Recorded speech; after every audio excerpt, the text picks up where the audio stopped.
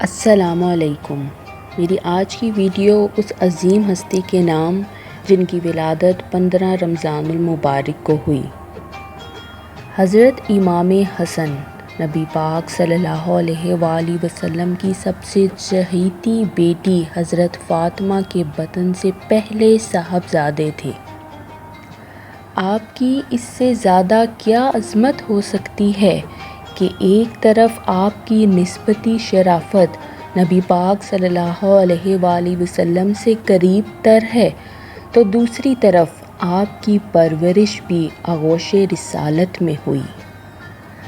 حضرت امام حسن کی پیدائش 15 رمضان 3 ہجری بمطابق 1 اپریل 325 عیسوی کو مدینہ منورہ میں ہوئی۔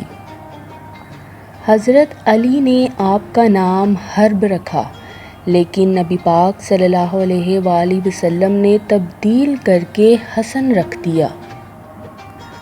آپ کی ولادت پر نبی پاک صلی اللہ علیہ وآلہ وسلم بہت مسرور ہوئے۔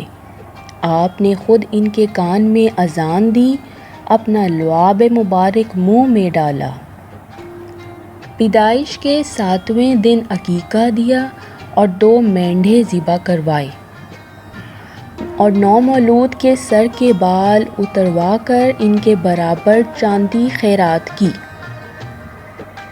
بچپن کے ابتدائی 7 سال تک حضرت حسن نے نبی پاک صلی اللہ علیہ وآلہ وسلم کی صحبت میں گزارے۔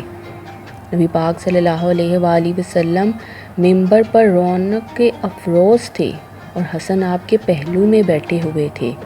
ایک مرتبہ لوگوں کی طرف دیکھتے تھے اور ایک دفعہ حسن کی طرف۔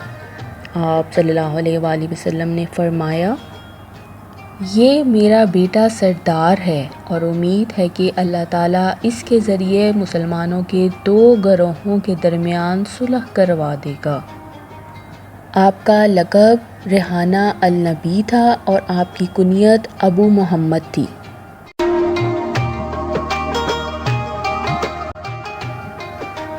حسن کو دیکھ کر مہر نبی پہ کہتے تھے لوگ، رسول اپنا ہی بچپن اٹھائے پھرتے ہیں۔